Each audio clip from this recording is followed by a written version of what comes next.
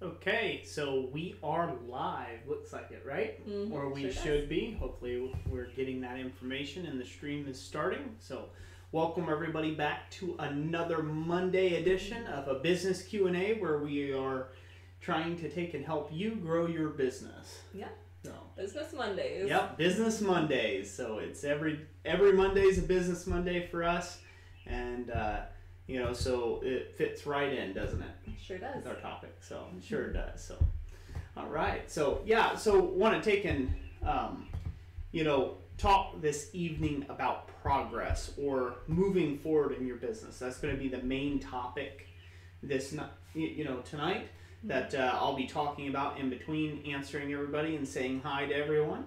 And so, and if we get any business super chats, those are for $25 and up, if you'd like us to review your business and give you some expert advice on what you can do better and what you've got on point, we greatly appreciate those donations as well for that. But yeah, we're wanting to talk about taking and moving forward in your business and how any step forward is a good step forward. Yeah. For the most part. So. Yeah, we have some good examples of this from today specifically. We had a kind of a rough day, just didn't go exactly as planned. Had some vehicle troubles and whatnot. Yep.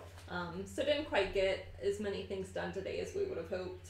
Yeah, no, not at all. So yeah, I had the Jeep where I do some of my Jeep thoughts. Ended up having the cam position sensor and the crank sensor go out today on it. So it's one or the other. They're on the same loop. So I have to play mechanic tomorrow along with all my blacksmithing efforts as well. So, but nonetheless, my parents picked me up, allowed me to still go run around, get some errands done and then just kind of came back and got washed up, and here we are. So, moving forward. So, Let's see who we have in here so far. Let's see who we have in the chat. Yeah, we got Andrew Freeman. Hello. Hello, Andrew Freeman. Ryan Hilldale.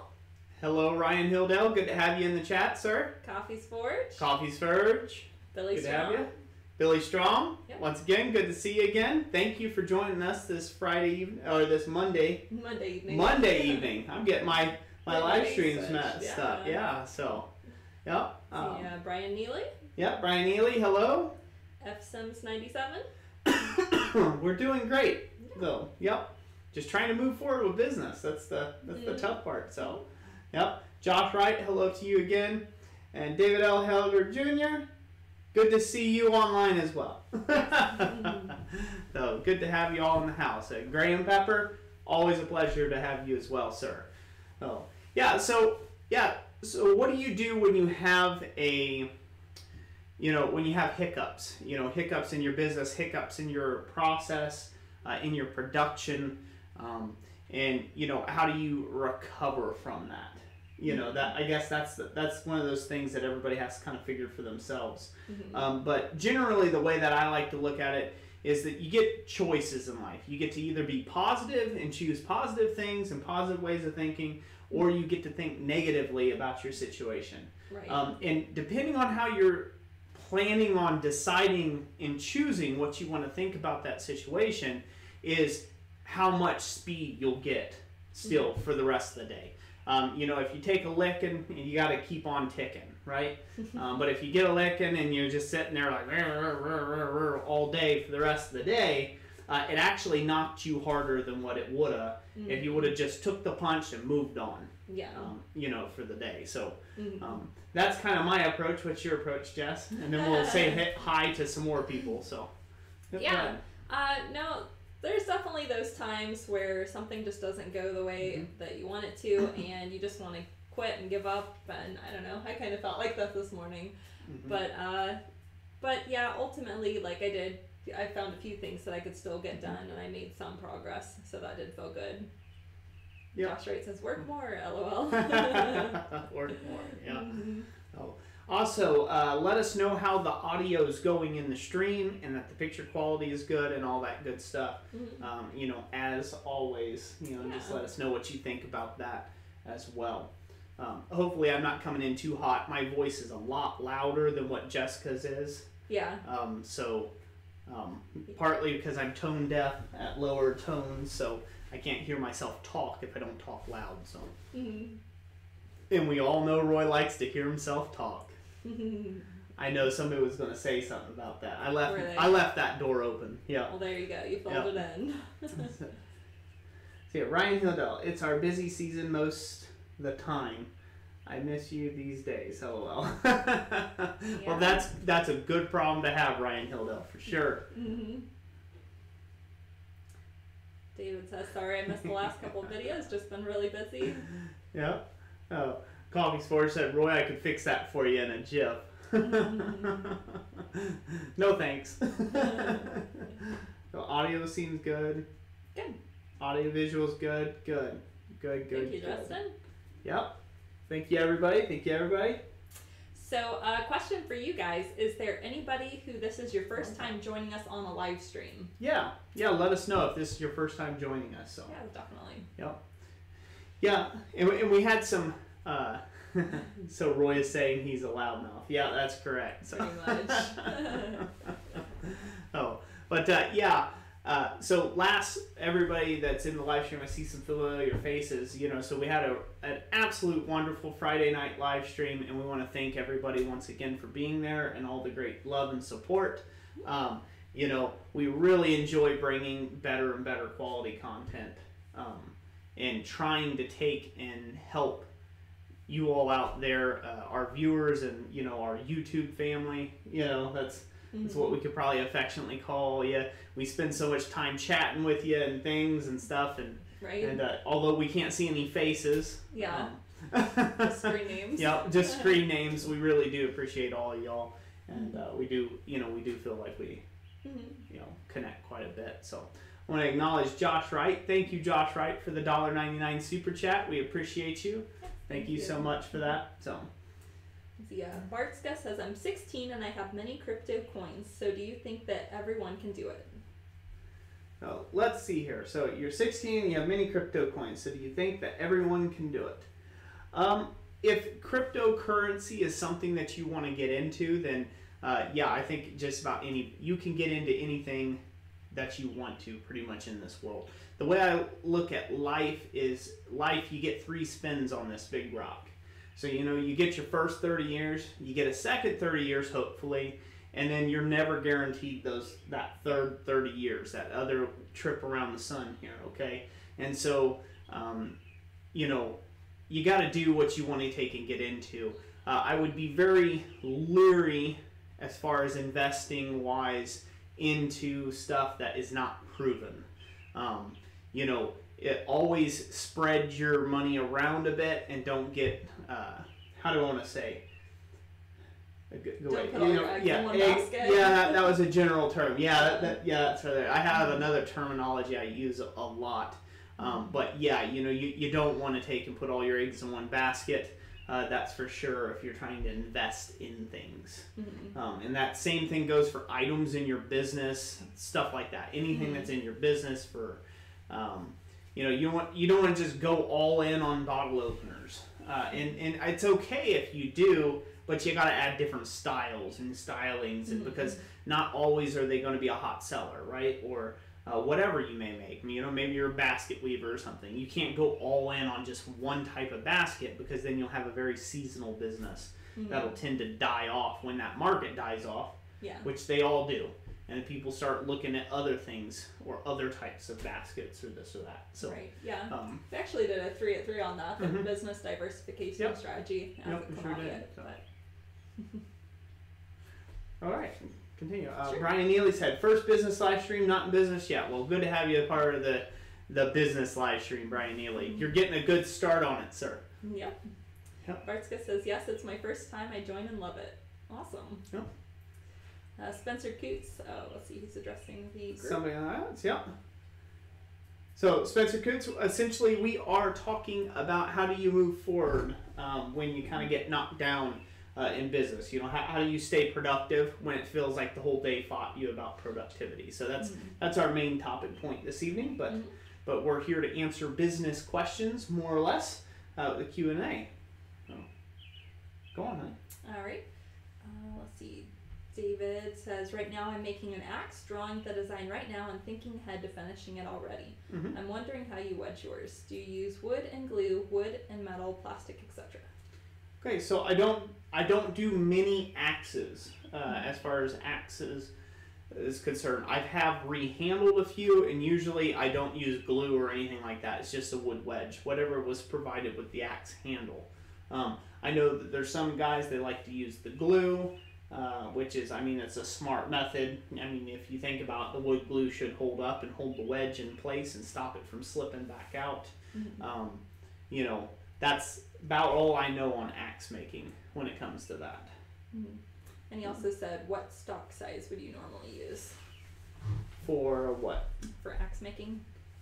Oh, for metal? For the metal stock size? Once again, I don't make a lot of axes, so I wouldn't really know on that. I believe, and again, don't quote me on this, I believe something in the realm, depending on what size you're going for, something that in the realm of about 3/4 inches wide or thick by, you know, whatever you want the profile of the axe to be technically at the pole. And that's about all I know on axes. Yep. Let's see. Josh Wright, is Etsy the best starting point for an online business? I'll answer that one. I really like Etsy's format, and I feel like it is it's about standard and complexity. I wouldn't say it's the simplest out there, but I mean, it's not the hardest either, though. Yeah. If you're looking at starting an Etsy business, I do have a playlist, everything Etsy or something like that. Do check that out.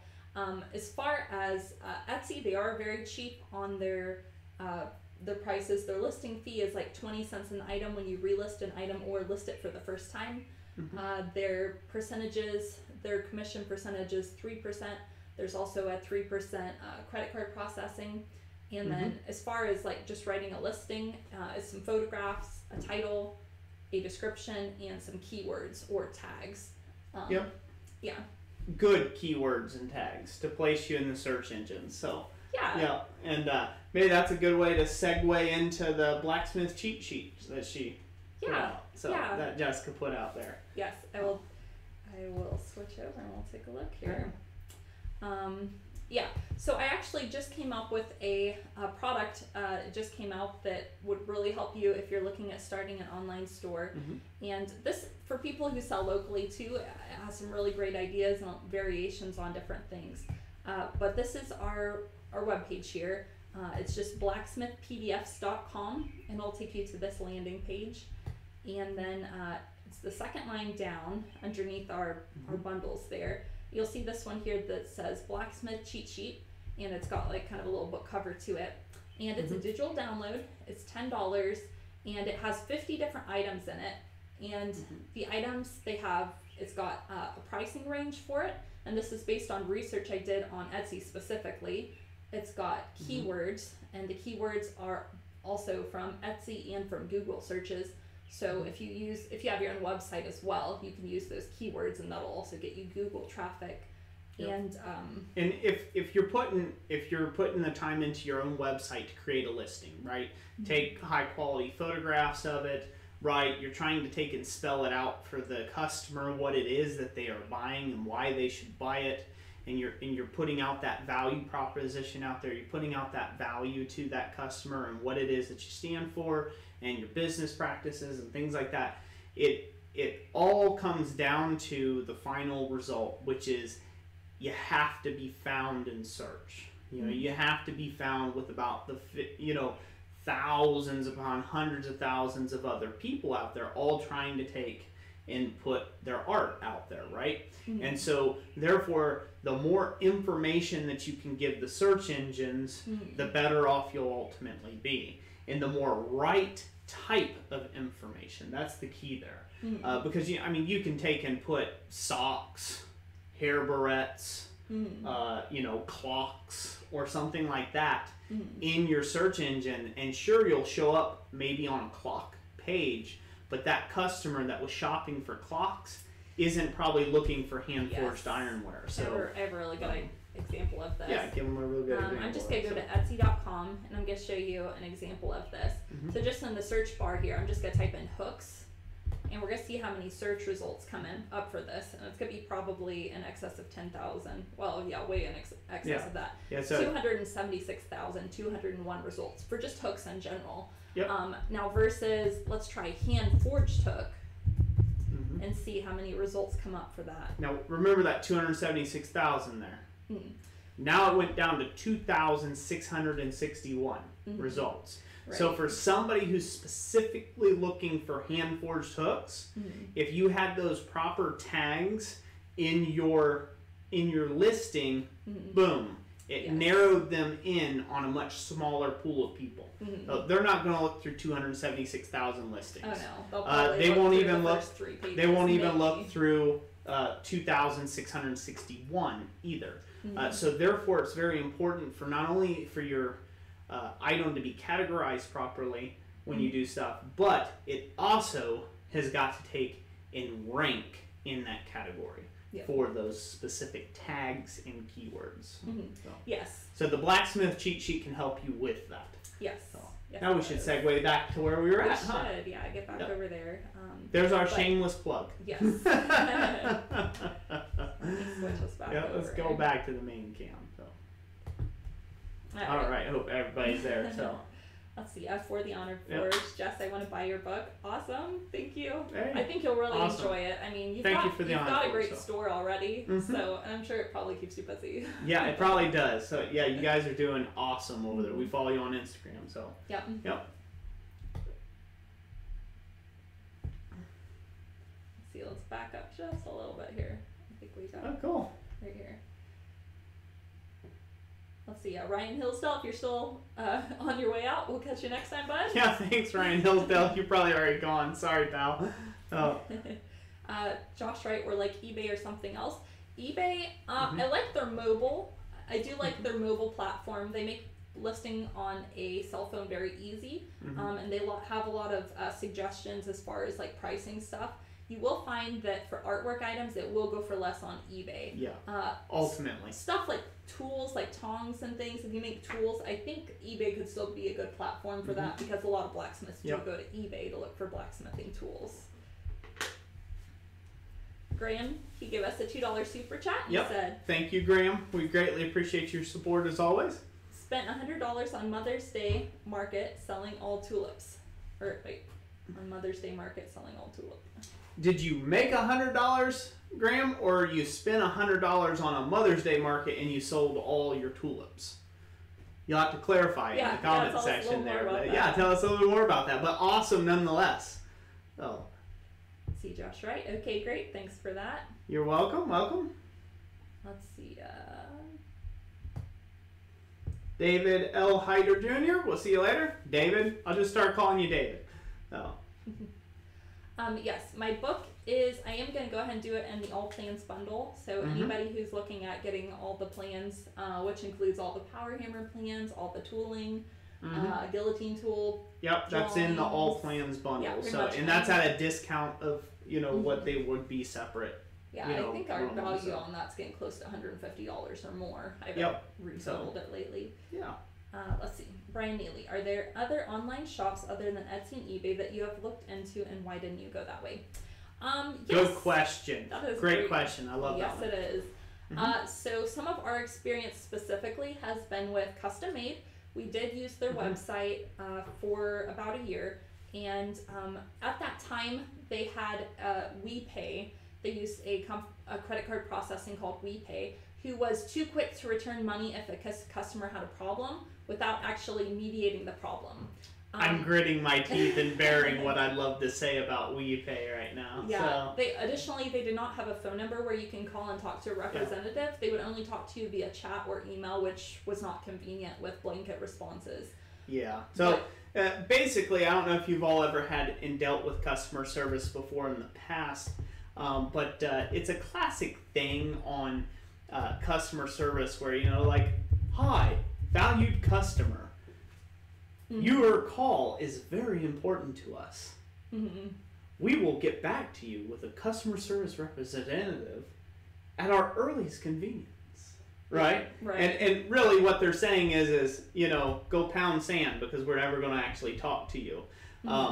And we had that service with WePay, and custom made. In general, they were very good about their customer service as far as keeping in the loop with us and calling us and talking to us. They're a fairly small company, small website thing, but what they do neat is that they allow you to bid on jobs. So you can, so the customer will say, hey, I need a railing made.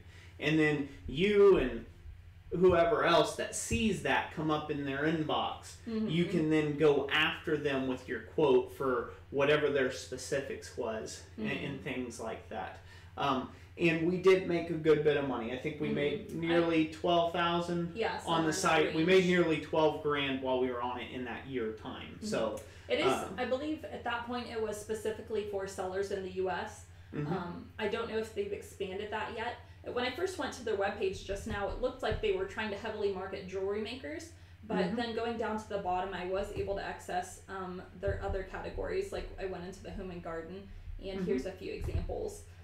But again, we had a problem with their credit card processing. They may have fixed that by this juncture. But it was a really neat idea, the way that they do it. Yeah, and a neat concept. Like right up here, design your own, tell us your idea. So people would come in, they would click that, and they would be able to submit a proposal for their idea and people to bid on it that were makers. Yeah, and so that worked out really good. We tried a couple other little small no-name stuff like DeWanda and like a couple other little small sites, like little foreign sites kind of thing. Like we tried Scott's Marketplace. They weren't really big enough, and they weren't paying for the advertisement. So the reason why it seems like we're Etsy fan people is because if you go to Etsy, Etsy spends millions upon millions upon millions of dollars in search engines to make sure that their items come up to the top of searches, right? And ads and ad placements for your items and things like that. If you're one of their,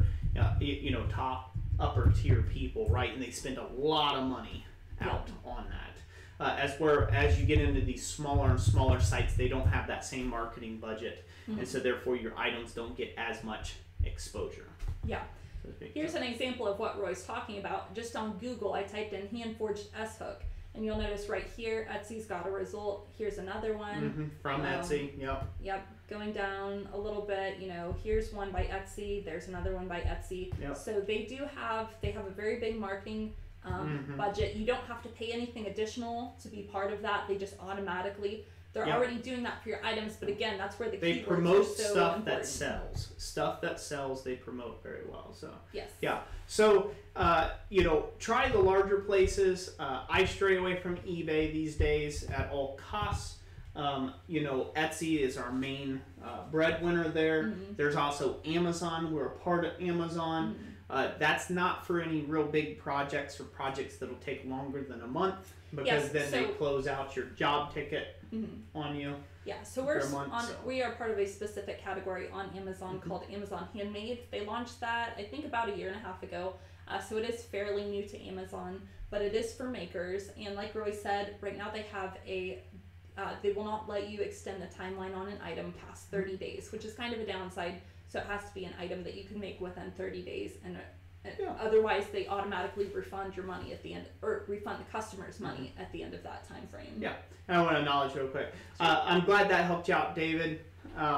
It's good to see you too, and we'll catch you later as well. So, and Graham Pepper contacted back. He said you spent $100 to get the site for Mother's Day market this weekend, and $35 for the site. $35 for the site, $65 for public liability, and I'll be selling as many tulips as possible. Yes, I would too. Yep, for that. You sound like a factory there, Graham. Yeah, you sound like you're a tulip factory, man. So I'm going to have to come learn from you in Australia how to make a tulip before it's all said and done. So. Let me see. I'm just seeing if we missed any. Let's see. Corey asked, Roy, did you ever try selling your products at county fairs? And if so, did you have much success in sales, as well as getting your name and products out there in the market? So I didn't really do fairs or country fairs and things like that. My main places that I did a lot of sales was with like art galleries. So I did a thing in Dayton. They have a thing, it's called, or they used to have, they don't do it anymore, but it was like the first Friday. It was like a first Friday type thing of every month. They would have like an art gallery walk kind of thing, and a lot of people and live music and stuff like that. It was kind of like an art festival. And I did that for a number of years, a number of Fridays, first Fridays, and I would average between $400 to $600 on a weekend for a one evening deal. So I did sell out a lot. As far as exposure, not really. I think I had some regenerative sales out of that, maybe 1/100% of the amount of people that walked by during that day. I actually got a call from, or otherwise emailed, and it stated that they saw me there. Not a whole lot of people. One thing that I will point out there is it's all about branding. So you've got to take and brand yourself very well. You have to look very professional if you can, and just kind of like, hey, look at me. Right, because at a fair and a festival, they can go look at so many other things. You kind of have to have something that's your angle. And so let's say you don't have a real professional setup, you don't have like a really nice table or this or that, right, that you're setting your stuff up on. You need to make noise. You need to make a lot of noise. Make a racket. Get people to pay attention to you and what it is that you're doing. They need to see sparks flying. They need to see flaming metal, right? Like that's what they need to see, and it'll draw them in, and it will help greatly with your sales. But that's been my experience, and I'm assuming that would be the same as in farmers markets as well, although a smaller grouping of people going to the farmers market. Let's see, FSims97, I have a question about bulk material orders. I understand getting a quote, but I'm not familiar with the delivering part. How does someone set up the freight? Is that on the supplier once you pay? Okay, so I get one more question. Yes, about bulk material orders and who is the freighting on. Okay, so if you're doing something like to a wholesaler and things like that, you got to work that out in your contract with the wholesaler, whoever you're wholesaling through. Generally, it's up to the wholesaler to take and actually pay the shipping costs to their location. And that's just best for you to do it that way. Depending on if you're working with a mom and pop business or you're working with somebody that's actually a lot bigger than yourself. Whenever I've had to like bulk ship something, I try to fit it all in a flat rate box if I can. Now, depending on how bulky the items are that you're bulk and you're wholesaling, you will just have to call around and get some quotes from some actual shipping companies. Or you can also most of look the at time though, too. you can look at them. Most of the time you have to take it to their location because they'll only ship it from dock, from loading docks essentially. Like they're not going to come out and have a guy lift up 5,000 pounds, right? Like out at your home location. They won't do that. You'll have to actually take it to the shipper to have that shipped. And that's what I know about bulk freighting of items. Yeah, as far as the USPS, their limit's 70 pounds. Like FedEx and UPS, theirs is much higher, several hundred pounds. For standard like ground shipping and ground services, they also have a freighting department, and then there's like a DHL for really big freights, I believe. Let's see, Coffee's Forged. He says, I do a lot of trading and gifting. It's starting to pay off in orders. How do you transition from gifting so much? I tried to charge someone for something, and you thought I had smacked them. You're going to get that a bunch. Coffee's Forged. And then I want to take an answer for the Honor Forge's question as well here. So, you basically just have to strike out on it and get the mind about it that you're worth the money that you're trying to ask. And if people are having a problem with you asking for funds to supply your hobby, to supply your habit and things like that, you're asking the wrong people then. You're in the wrong market space. It isn't, in my opinion, because there's some people who, although they're in love with my ironwork, will never purchase not one because I'm priced too high for them, and I do mean for them. Yeah. So, and also along the lines of this is I was just thinking back when you first started forging, is you know, a lot of times friends or family, they would expect you to, hey, this is really cool, can you make me something like this? And then they just expect you to make do it for them. free. Yeah. And then eventually, as your time fills up and you have less free time for just doing whatever you want, and you're actually working on orders and things, you reach that point where you're like, no, I can't just make items to do for free anymore. Like, and you just have to tell them when they ask you, just go ahead and tell them up front, you know, okay, it would be a certain amount, whatever. You can tell them what the fee would be for that. Yeah, and that's, again, it's kind of just about you're knowing that you're going to upset some people, and that's okay.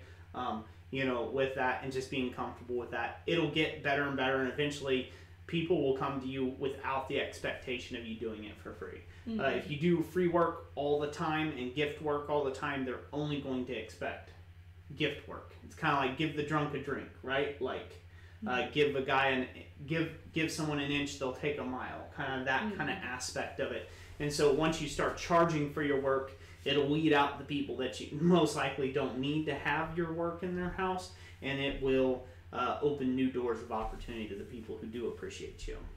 So, for the Honor Forge had asked something. It sounds awesome that you're getting a new workshop. And then you said, what power hammer plans do you suggest for production work? So my main shop power hammer, I use that all the time in my shop. It's a 37-pound ram.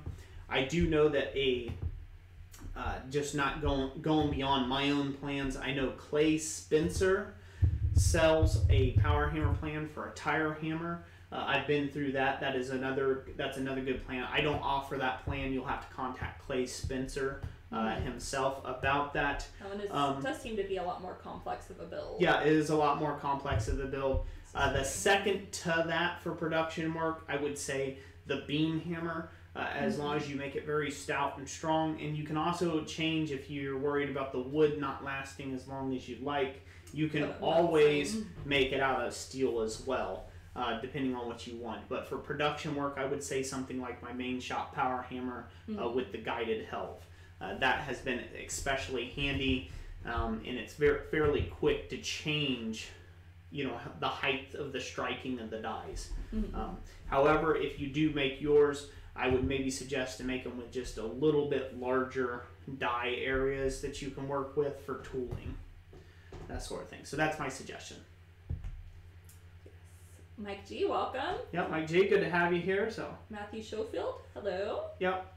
For the Honor Forge, thanks for stopping by. I'm sorry if we missed you there. So.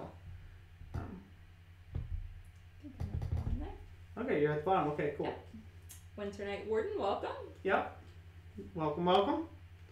Donald Roberts, how can you look professional when you are working? I, for one, wear blue jeans and dress shirts, but my best clothes are for not working in. So it's good to find like this, kind of split the difference. So to look professional while working is mainly just don't have ratty clothing if you can. You know, when I go and I demonstrate for people, or if I'm going to have somebody in the shop, I put on my I got work shirts that are like almost new because I never wear them, and I only wear them whenever I got somebody coming over, right? In my daily shop, like, you know, I wear stuff with holes. It's horrible. I've got clothing that I've had for like 6 years, man, and I wear the tar out of it. I'll duct tape it if it needs to be duct taped. I'm not one to go out and buy new clothes, so to speak. You can always find good collared shirts that will make you look professional as well, that you can just get and just designate them for your forge work. You can get stuff that has logoed or embroidered pockets or something that says something about you. The main point about it, though, is you want to be comfortable while smithing or while working. Whatever you're doing, you want it to be comfortable, and you don't want it to be a safety hazard. I don't care how good you look. You're not going to look real good if you're twisted up in a drill press or something like that. So you want to make sure that, you know, you wear clothes appropriate to the work that you're doing. And I just keep a set of, you know, good, clean work clothes for whenever I do demonstrations. And that's kind of how I navigate that. And then leave your ratty clothes for when you're doing welding and mechanic work and whatever else you're doing. Yeah, you'll definitely probably want one real nice fancy set of clothes for doing meet and greets, like if you're quoting somebody's expensive railing expensive or something railing like that. job. So Yeah, so that's basically how we do it to stay looking professional. Usually it's kind of just your demeanor. That can speak a lot for you. But again, the grease-soaked clothing and stuff showing up at a customer's job site, at a customer's house, doesn't look as good as if you just put on clean work clothes. Just really clean, and I'm talking like you purchased them at Wally World or Walmart or wherever you got them, right? The Gap.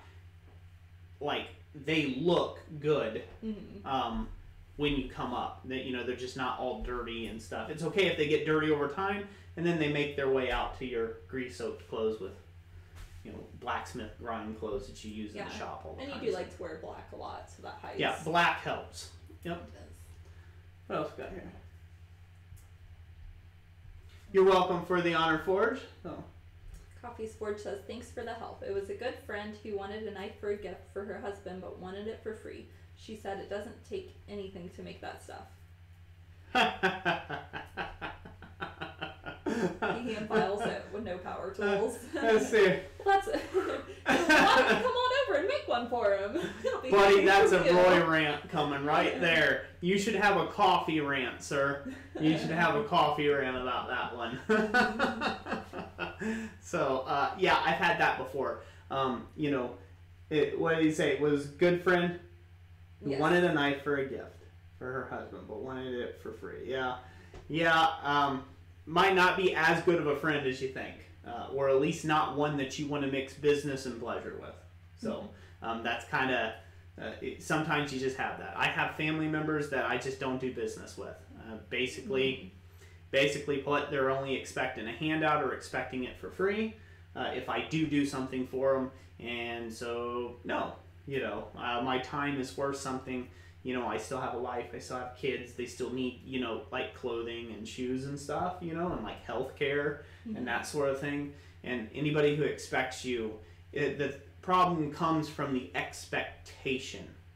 That's the key there. It's they already expect you to do it for free for them. That's when you need to kind of readdress your little friendship there when it comes to that. It's one thing if you feel compelled to give it to them for free. That's a difference. Like they were willing to pay you, and then they were excited because you gave it to them for free. If they're not excited, if they're like, it's like, hey, yeah, I kind of need like $50 for this, because I had this much in materials, or whatever, and maybe even gave them your time. I've done that before. Did my labor at nothing and just charged materials to them and has gotten the riot act like I was just some sinner, for trying to charge them what the materials cost me. And that type of expectation from a relationship that's on one-sided that way, I'd be very leery of that. If you want to keep your relationship as a friend with them, that's fine, but just don't mix business with that. When they come and ask you, like, hey, I had this garden hoe handle that broke off. Could you weld it for me? No, I don't really do that. And just let them go on with it, or give them the price up front. Yeah. Chances are those type of people will stop asking you in the long run, or they'll start becoming your best customer because they realize they messed up. Sorry, Roy rant.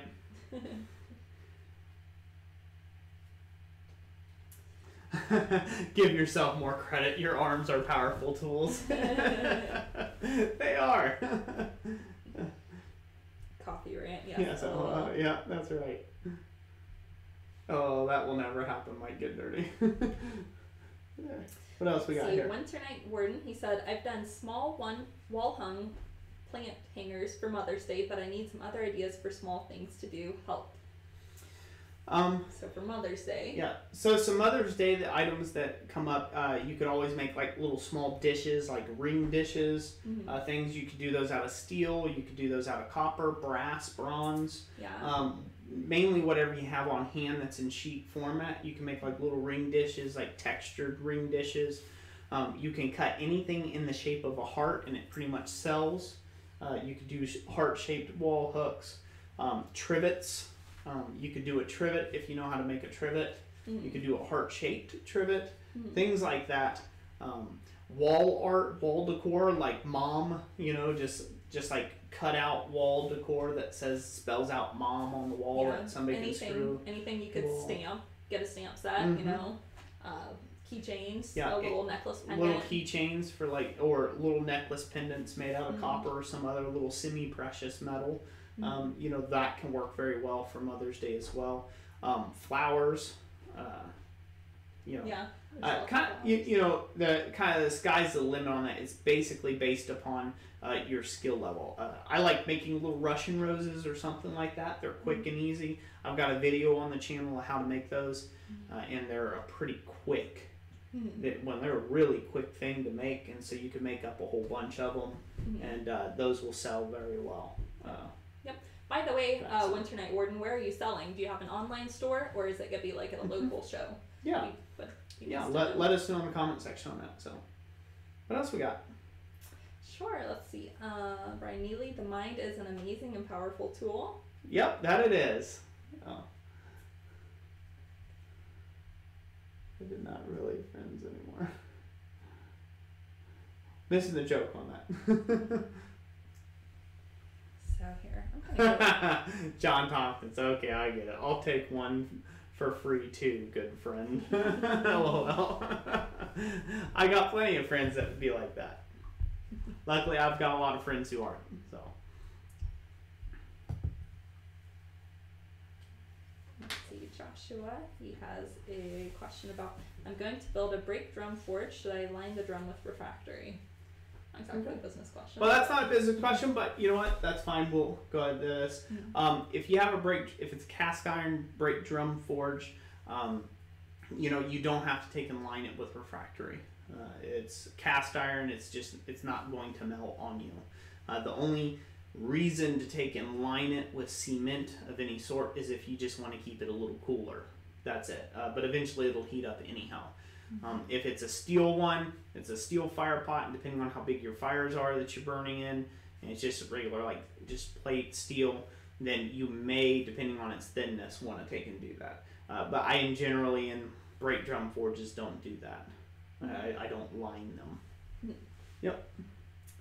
Unless the brake drum is huge, and you're trying to use the whole brake drum as a forge. That's different. Then you want to line it in to where it's got a smaller fire pot in the center of the brake drum. There you go. Yeah. Good. Thank you. Yeah, you're welcome, Josh. Very, very welcome. John Tompkins says, how do you guys measure trends as far as what products to focus on? Okay, so, that's a good one. There's a couple ways that you can do it. One of the easiest ways that you can do it is go seasonal. So right now we're in the camping season, right? We're in the camping, fishing season,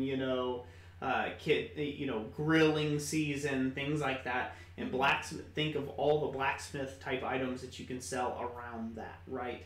Holidays, right? You can go more of a holiday approach, right? Yeah. And offer special items to niches around, Mother's Day, Christmas, Hanukkah, New Year's, President's Day. I mean, any of the holidays you can think of, there's stuff that you can offer around that. 4th of July, firework holders, or whatever. Like there's, that's the simplest one ever, is a pipe. Yeah, real easy. There you go. You didn't hear that from me. And if you sell a bunch of them, somebody blows their hand up, that's not my problem. But yeah, there's all sorts of things that you can do around seasons or holidays to take and sniff out a trend that's coming on. And so those happen every single year, and so it's very important for you to have stuff in stock ready for that season if you want to capitalize on it.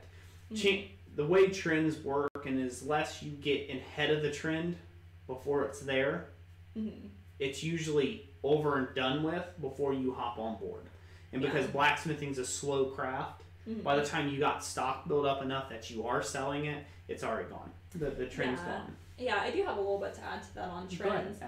One way of looking for trends that are up and coming is to look at magazines and to look for common themes between them.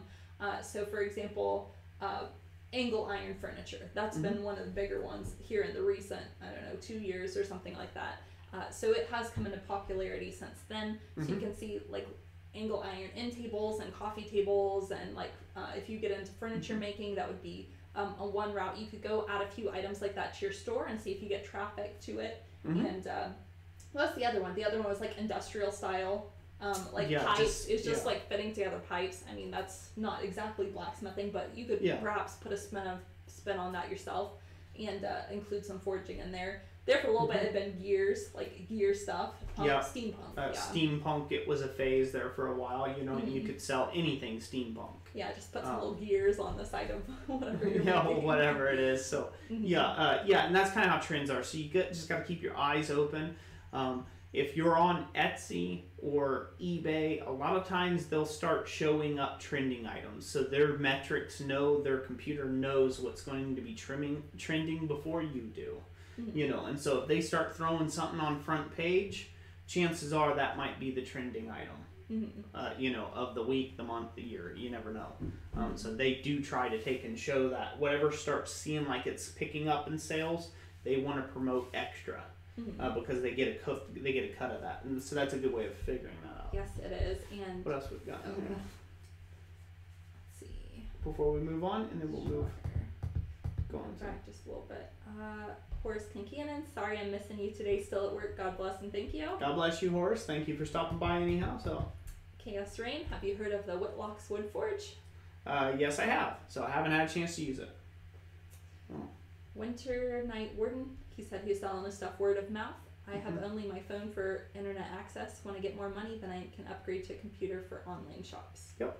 And I'll second what For the Honor Forge said to you there. You can run pretty much an Etsy shop, all on mobile for the most part. You can, and so that's a great way of doing it. Thanks For the Honor Forge for talking out that way.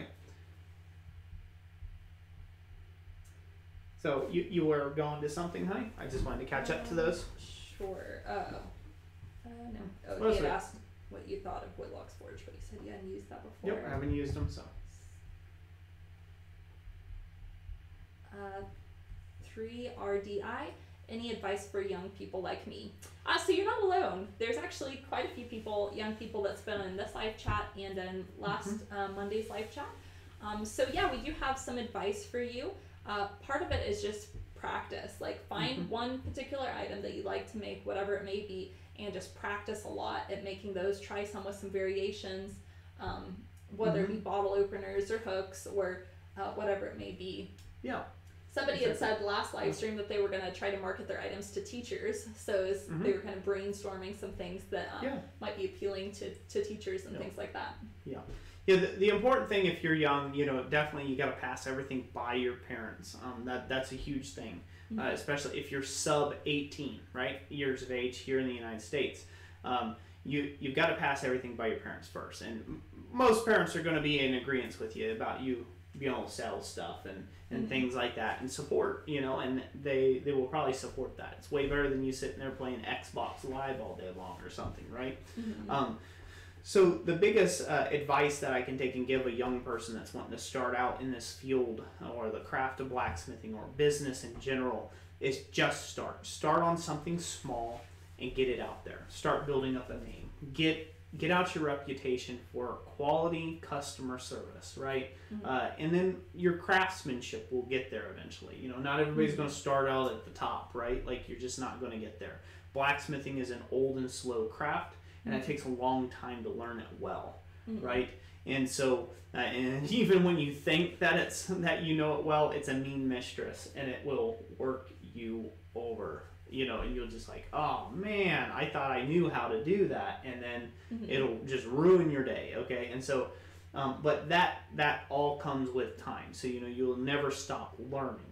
And so the more people that you can listen to about business or the particular field or whatever it is that you're trying to get into, that's my best advice for you, is to find those people that can mentor you and help you, grow your business and, ultimately be able to,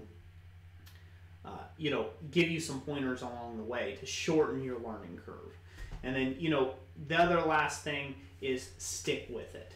this is a long race. It's a lifetime race. It's not a sprint. Too many people get into it thinking, hey, I'll be able to start a business. I'll avoid ever having to actually go out and work a job, right? And then, like, I'll be my own boss. It'll be great. I'll be made and living in the shade. And that is very seldom the case. We work untold hours, do we not, on our business.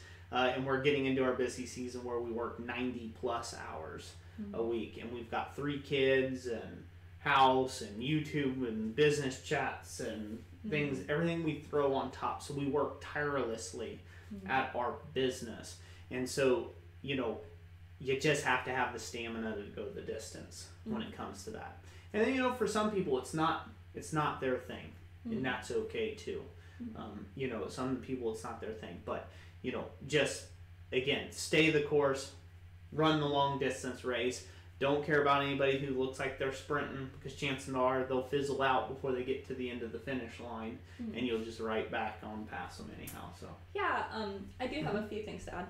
We did have a young man about this time last year, and he was actually starting to sell his things at farmers markets, and he had quite a bit of success. He had said he'd done a few farmers markets and made about $500, and that was the most amount of money he's ever made. So that is something, with your parents' permission, that you would be able to sell, you know, set up a table and sell on location. So. Yeah. All right, let's skim down here. Somebody was up top there. Might have been asked before, but how much inventory do you have in stock, and how do you determine that? I don't have a lot of inventory in stock. Mainly what you see on this back shelf here, and there's some over here, and those are mainly just items that I have made. You know, I keep very little in stock. Most of my work's custom work now. You know, if you're going to take and keep items in stock, I wouldn't keep anything more than maybe, you know, maybe 2 to 3 items on stuff you're not sure about. Stuff that you know is a big hitter that will always sell. Stock up as high as you can in those things. So, you know, always test something out to see if it's going to be a hot seller, and if it sells on the regular. If it sells on the regular, then it's good to go ahead and invest in the money and the time that it takes to put that item on the shelf. And that's kind of how I determine that. Let's see, Winter Night Warden, you said that your phone can't do it, setting up the Etsy store. You probably can't set up an Etsy store on your phone. You probably have to start initially with filling out, because it asks for like bank information and stuff to link the account so you can get paid. Probably initially you do need to do that on a regular computer, which if you don't have internet access at your house, you can go to the library. That's what I did when I first started on eBay. We didn't have internet access here. You can go to the library. Normally they'll let you spend up to a couple hours there. And just going a few times will get your account set up, and then you can download the app, and you'll be able to manage things that way. Dustin Dixon, good to have you in the house, buddy. Good to have you in the house. Our house. Their house. The YouTube house. Wherever you're at. 3RDI says, do you have a favorite material to work with? Not really. Not really. I do a lot of work in copper. But yeah, just mainly metal. Just like regular mild steel. Well, I wouldn't say that. I like wrought iron. That's kind of my favorite. You know, if I had to pick just one. Cross Timber Sports says, what types of finish would you recommend for large outdoor pieces such as a garden gate or porch stair railing? Let's see here. What type of finish? Let's see here. So there's a lot of different types of finishes that you could do. If it's going to be outside, I would do probably powder coating. That's kind of like the accepted standard for having your railings and stuff powder coated, depending on what you've got. Sometimes you can't do that, and so then I just go with the good old-fashioned Rust-Oleum. Some people don't want painted surfaces. They actually want finishes that they can you know, refinish themselves very easily and things like that. And in that case, I would do something like a linseed oil finish, or like a heavy oiled, you know, like a just a heavy vegetable oiled finish, if you will. Although that can turn south, so I would probably stick with the linseed there if it's going to be outside. For big items, outdoor. Hello, Benjamin Griffin. Glad to have you joining us. Yep, good to have you. Winter Night Warden says, being poor sucks. I did a project for one man, and now I get my steel from him in trade. Yep. Bartering works out. Yeah, bartering does work out. Good. Help you save your going down there. Save your cost. Oh, not too far. That's okay. You can go down to questions for us related to business. Okay. Is that a model of your beam hammer on the shelf above Jessica's head? No, that's actually something my dad made. Let me pull that out. Yeah. Pull that down here real quick. That's something my dad made. He did try to make it as my original one. If I can get it to... The battery's getting low.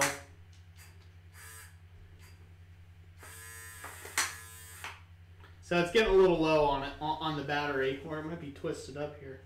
Something going on. Something like that. Yeah, it's all twisted up. But anyways, yeah, so he made this. It's got a little battery on the backhand side of it, which is pretty neat. And yeah, it's got like a little electric motor to it. But yeah, my dad made that for me for Christmas, didn't he, hon? Yes, he did. That, along with the little guy. Yeah, and then everybody's seen this one, I think.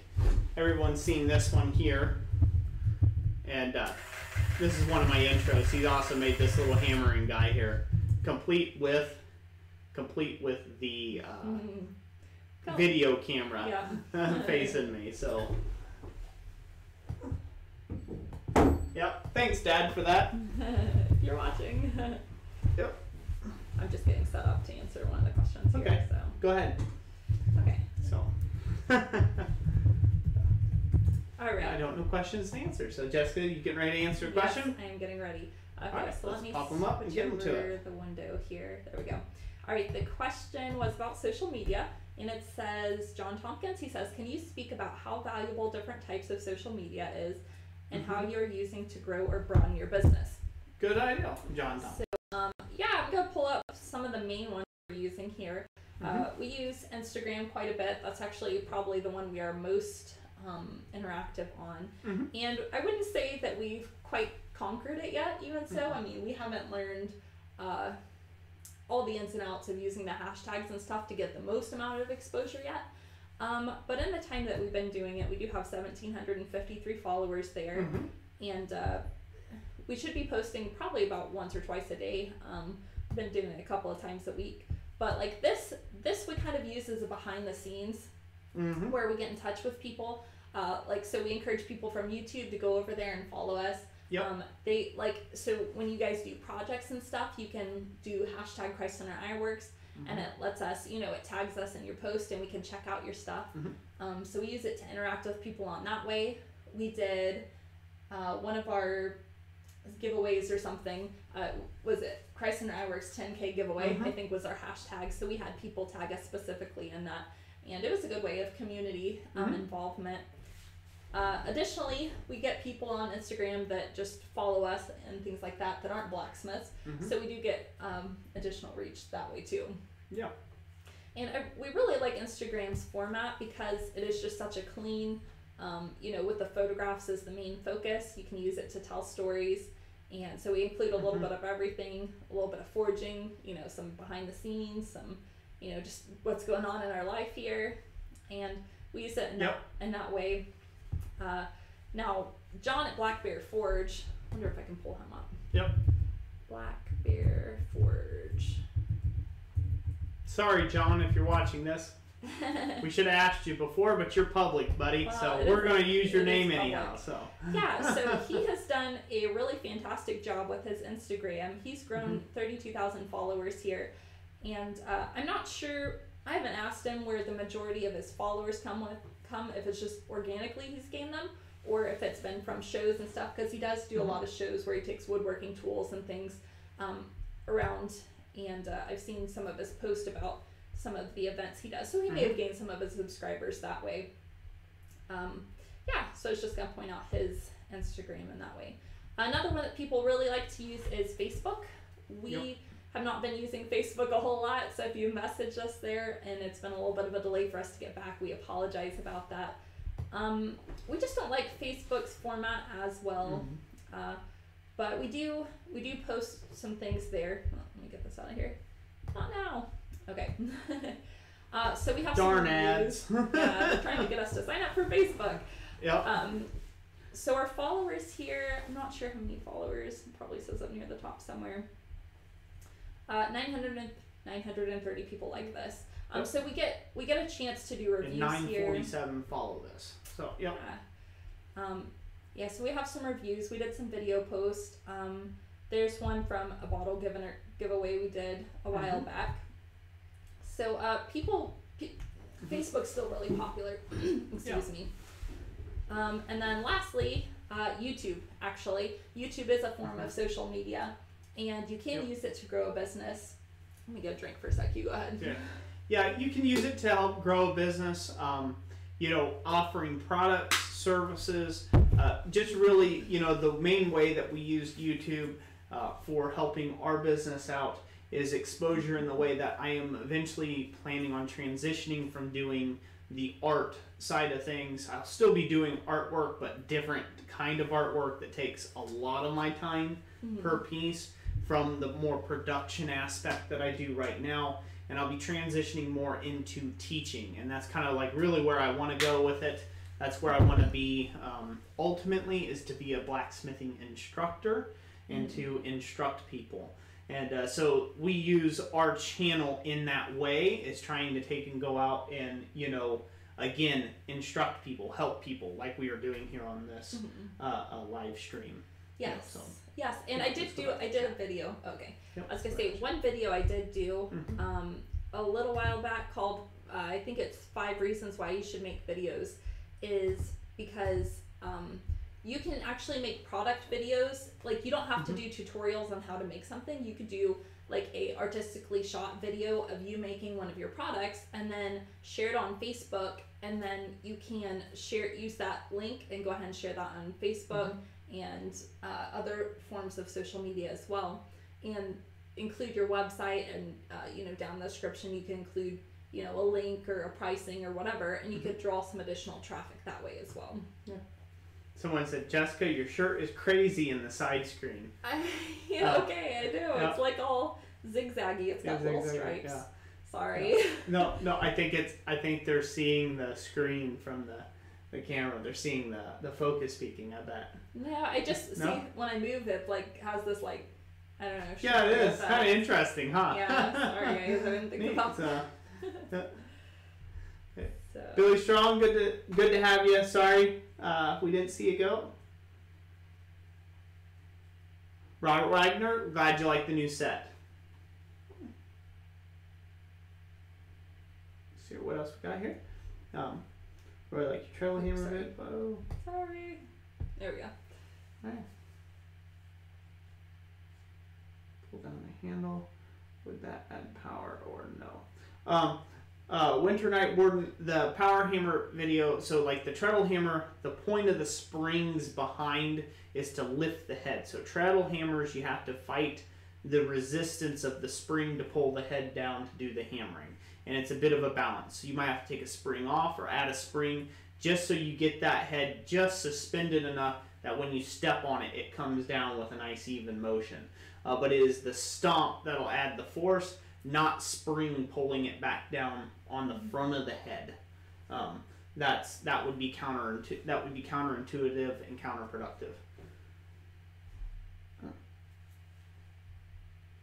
Alright, what else we got here? Let's see, did you answer this one about the refractory? What is it here? This might not be so much a business-centric as it is technical, but is there any reason to use K-wool over refractory, clay, and cement in a gas forge? K-wool is easier to line a forge with and reline a forge with. So you can pretty much just unroll it and stick it up there and then throw a little refractory across it, and you have a perfectly insulated forge.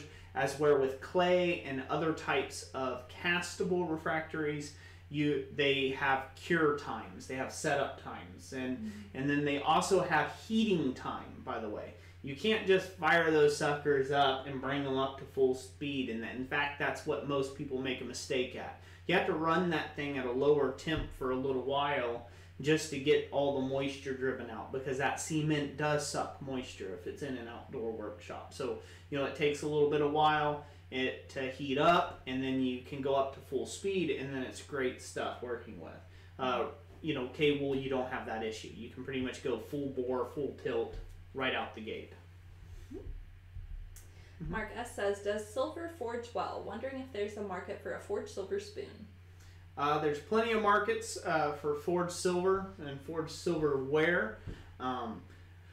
It does forge pretty easily. It's really soft. It kind of has a little bit of a trick to when it work hardens. Mainly you'll know if you just start womping on it a bit, you'll understand what I'm talking about there. You'll get the feel of it, but it is really soft to forge, so it's very nice. The one thing I can tell you though is you have got to have impeccably clean surfaces. That means polished to work silver. Yeah, it picks up every ounce of grit, dirt, lint. Doesn't matter, you can beat it into the surface of it, so be very careful with that. Like always make sure whatever you're working on is on a perfectly polished surface, and it's great stuff. What's up? Robert Wagner says, like your new set? Glad you like it. Yep, I already answered that. Go on down, all the way down. Let's catch up to the bottom here. Down to the bottom. Okay. Yep. Donald Roberts says, one of the flea markets I was using raised their booth prices, so I went to check out a different flea market today. I found one for $100 per month, not too bad. Donald, how long have you been doing flea markets? That's one that we haven't specifically done, so just kind of curious with your experience with it. Yeah, but you know, it's $100 per month. I mean, if you try to rent a building or a facility, you know, like a brick and mortar location yourself, I mean, you're going to pay $600 all the way and upwards of probably $1,200 a month easily on average, just to have a brick and mortar location. So to be able to do that at a flea market and have exposure and not have the insurance or any of that other stuff over your head, or a big long-term lease, that's a great thing at $100 a month, I would think. Yeah, another place like that is antique malls. You can get booths there too, for anybody who's looking for a place they can put their items up for sale locally. Marcus says, silver is so expensive for a new like myself. I find copper is nice to work. Yeah, copper, so silver works softer than copper. So if you like working with copper, silver's nicer in that department for a little softer. They're pretty close to being the same. They're nice. It's fun. I might do a video. I've done some forging of silver before. I may do some videos on that here in the future. What else we got here? Let's see, yes. Brian Neely says, do you have a 5 and or 10-year plan? And more importantly, how do you actually implement it in a daily or weekly time frame? Fantastic question, by the way. Yeah. Yes. I'll let Jessica start by answering it. Okay. Do we currently have a 5 or 10-year plan? I guess we wouldn't say that, like, we don't actually have it bulleted point, like, okay, first year from now we want to have this done, second year we want to have that done, and so forth. Like, we just kind of have a general idea of, like, where we're wanting to go and that we're going to get it done no matter what amount of time it takes. You know, as far as trying to implement that on a daily or weekly basis, when it comes down to doing that, it gets tough. It really does sometimes, just with the daily goings-ons and just trying to keep up with emails and, you know, just social media and everybody's comments. You know, you may not have that, but like, but for example, our set here, we actually talked about this a year ago. Yeah. We said, you know, shooting videos in our living room, but like, this isn't the greatest idea here. Yeah. We need something more professional. Stuff. Yeah. Yep. And so, like, I think it was last week or 2 weeks ago, we just finally said, okay, we're just gonna go ahead and kick out the money to get the supplies, and we're gonna push everything aside, and we're gonna do it. A lot of persuasion, y'all. A lot of persuasion on my part here. Yeah, yeah. It took a little persuading. Originally I brought it up, and then when it actually came to like buying supplies, I'm like, no. And then, yeah, he persuaded me. Yeah, I persuaded. It's something we needed to do. Yep. But a lot of times you have these really fantastic ideas, but you have to simmer on them for a little bit. So in our case, sometimes it takes a year for things to actually come to pass. You know, I like to jot things down, so I have a notebook where I keep ideas, and sometimes I'll go back and look over them, and we'll make movement forward on it. Yeah, and me, I just like to throw money at the problem. So even if I don't have it, since she's my accountant, she'll tell me when I don't have it. You know, those sort of things. But I think the big thing is just look for those little victories as you go forward. You know, just little victories. This is a big way towards our teaching, our goals towards teaching and entrepreneurship and really leading in the blacksmithing field as far as entrepreneurship goes, because it's kind of a mystic kind of thing. Go ask a guy what he makes and what he makes well and what he sells well. Chances are you're going to get a lot of pushback on that. And that's just been the way this craft has been for 12,000 plus years, you know what I mean? And so I really hope to change that. And I do believe we are the first, and I almost guarantee you we are, on YouTube to change that kind of stigmatism, if you will, about sharing and opening up about our business and what sells well, and trying to not only do that but really see other people make it, because you know we did too. So that's on that bigger goal, you know. And ultimately I would love to do this full time. I would love to do not necessarily YouTube, so to speak, but the you know, the motivation to help businesses grow, consultations, you know, doing consulting and things like that, you know, doing teaching and showing guys and gals that you know you can build a life for yourself, and you can do it with your own two hands, because I've done it, you know, because God's blessed me and I've been able to do it, you know. That's our heart. That's kind of our mission here on YouTube, if you will, or our calling. So some of the big grand ideals I've got, they're 10 years out. You know, just because, I mean, money, finances, you know, setting up streams and things like this with all the new equipment we just purchased, that was over $2,000, right around $2,000 that we've got invested into bringing streams like this and the one on Friday night to you all, and the better camera angles and things like that in the shop on the videos, you know, and stuff like that. But that's investing towards our long-term goals. Of course, I'd love to have all the greatest things in the world and pay a whole production staff and all this other stuff, but it's just not there yet. So a lot of it comes down to patience. A lot of it comes down to patience. Definitely. Like I said, this isn't a sprint. This is a marathon. It's a marathon. So yeah, I would say too, flexibility is a really big part of it, because if you would have asked us 2 years ago if we would have been doing anything other than selling on Etsy, we would have told you no. Like, that was our plan 2 years ago, was to just have the wildest, craziest, biggest Etsy store as far as blacksmith forged items. And it really... And we focused and we narrowed in on it, and we've been at the first front page results for a very long time. You know, we've been on the front page of Google several times for our ironwork, things like that, and some really neat stuff's come out of that. But then we've diversified from there since. So, so good question. Hopefully that helps. You know, it's all about sticking with it. So, and I also wanted to say hi and shout out to my cousin Jonathan. Good to have you in the chat, buddy. Love you. Let's see, Graham Pepper, that's what drew me to your channel, your teaching of secrets. Yep, big secrets, huh? 12,000 years worth. Brian Neely says, Roy Adams, motivational speaker. Yeah, there you go, that's a call sign on there, ain't it? So. Simple Forging says, hello all. I started last fall and will be dragging Forge around on a trailer to set up roadside selling small products with the kids. I now use only charcoal. Would you recommend a hood and flue for being on a trailer? Let's see here. Roadside selling small products for...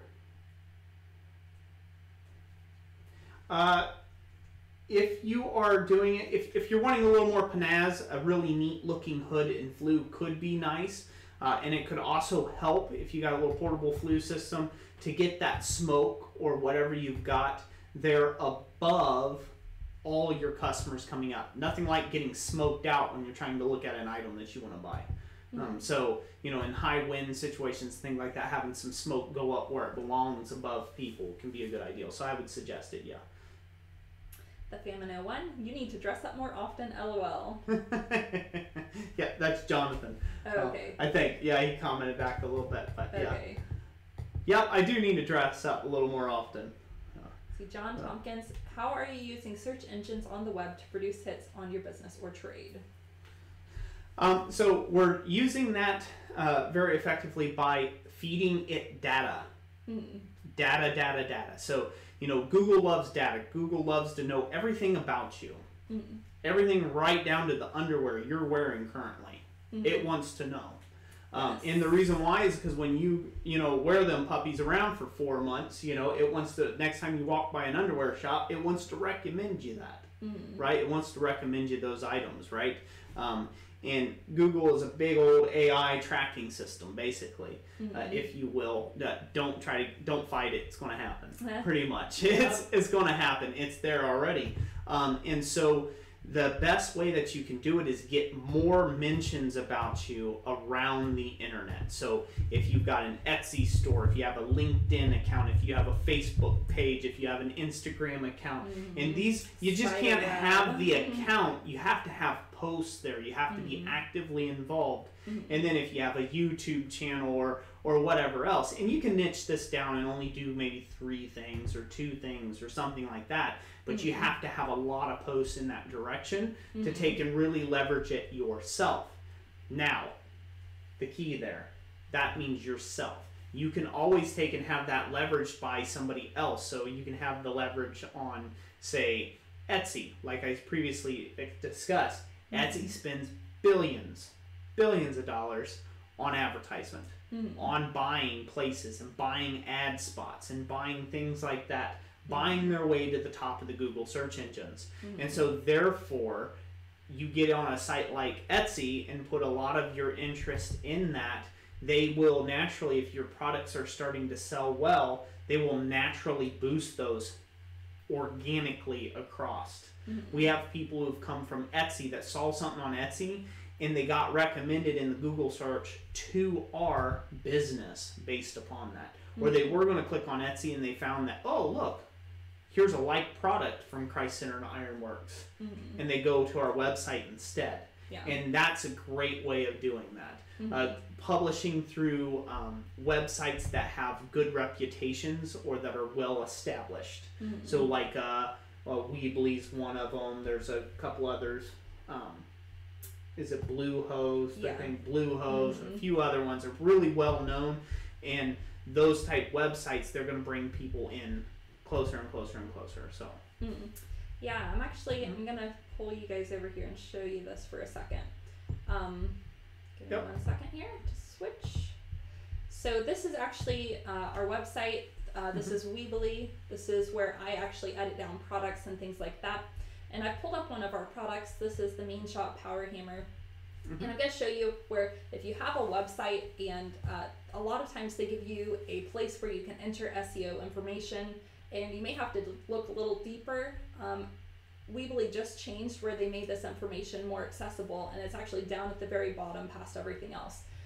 So here they've outlined the search engine optimization right here. And this is actually what shows up in the search engine. So they're allowing you to feed the search engine exactly what you want it to say. So, one tip I've picked up on is the permalink. So like if somebody goes to Christ Centered Ironworks / and then you type in this DIY power hammer model, the DIY power hammer is the keyword there, but you do have to separate it with little underscores. And so just even that little bit of information there, although the customer may not pay attention to that, the search engine will pick up on that for DIY power hammer. It's like giving it an extra keyword just by setting up your permalink in that way. Here is the SEO title that I did for it, DIY power hammer PDF plans for Christ Centered Ironworks. So the DIY power hammer, that was a keyword. And see how the DIY power hammer is reinstated again. It's repeated again in that, and that's kind of, there's a key to that. Again, you're feeding more data about that to get people's eyeballs that are looking for that specific thing there to that spot and out of the whole internet. And the more data you do and the better you do this, the more exposure you'll get overall. So. So down here at the description, I put power hammer PDF plans. That was one of the keywords, but somewhere in there I should have also done the DIY power hammer additionally. So not only do I put my keywords there, but they are also throughout the listing, and that helps with the search engine optimization. Yeah, so hopefully that helps you out there. It's a really deep topic on SEO and things like that. Really seeing people's businesses, if you can see people's businesses and see what they're actually up to and what they're doing, you know, that's a better way of, you know, recommending how you can do better and stuff. And that's why we do the, like, you know, offering the business super chats of $25 and up and things. And we hope those will catch on, you know, later on as we get more involved in this and get more people into it. You know, but those type things will allow us to actually review people's channels and kind of dig into a little bit of what they're doing right, because chances are a lot of people's problems with exposure is pictures look ugly, they don't write anything. Great camp axe. Right, not that's it. Enough. Yeah. They're not descriptive. They're not selling that person on that item and why they matter over the 12,000 other guys making camp axes, right? Yeah. And then when you get down to the actual consulting, this is where we would love to get into the actual consulting type business stuff, is because you get into the back end and you realize they've got 2 tags where they didn't even know what that bar was for. And then you're not filling out and you're not feeding, again, you're not feeding the machine the information that it needs in order for it to consume and then spit that out to your potential customers. So many times people just fill it in like with random words, and like you can be so intentional about that and get so much further in the search results, you know, just with the bit of intention and research there. Jonathan wanted to know if I had green. He said turn it to green. Turn to green. It's green now. Turn to green for money. How's that sound? Welcome, Charles May. Glad to have you. Charles May, good to have you in the house. Thank you for joining us, sir. John Tompkins, glad you liked the example. Yep, glad you liked the example as well. Let's see, Donald Roberts, technical question. I bought a threaded rod. I wanted to know if I can make S-hooks using threaded rod. Yep, you sure can. You can also make some really neat looking leaves as well out of threaded rod. I do rose leaves that way as well. Yep, John Tompkins, perfect analogy, feeding the machine. That's what it is. You have to feed the machine, otherwise it won't work for you. Let's see here, I'm looking for, I believe Big Dog is in the house. Yep. Big Dog Forge, sorry for missing your question, to give you a shout out, but you know, thank you for being part of this stream, sir. I actually missed your live stream, and I was very sad about that on Sunday. Jessica and I were having a talk in the first thing in the morning, and then time got away. I was gonna get to your stream, and then I was sad it wasn't published afterwards. No, brother, it wasn't published. I couldn't watch it on the replay. So, but that was a bummer. Also, by the way, you have to take and actually mark it from unlisted. I don't know if Tim's still here in the stream or not, but for anybody who's doing live streaming, after the stream completes, you have to mark it from unlisted to public. Otherwise, it hides it from your community, and then no one can watch you on the replay, which hurts your overall analytics in the search engines. Again, feeding the machine info. So, going down the line, what do we got here? So says Big Brother has a new nickname, Google. Yeah, it's been there for a long time, and it's been collecting data on you for a long time. So, it has. Yeah. Gary Brown Forging On says, when I did my first big craft show, I made a bunch of stuff I thought would sell well and a few bigger items. Sold out of the bigger items and brought most of the other items home. Just make a variety. Yep, and then go back to another show and you'll end up selling all the small items and you'll never sell one big thing. Yeah. And, you know, so customers are fickle. Customers are fickle. Some people, when it comes to buying stuff, it's as simple as they look at price. It doesn't matter the quality, all they buy on is price, right? And then there's other people that they look at the quality and the price isn't an option. It just doesn't, they don't care about the price.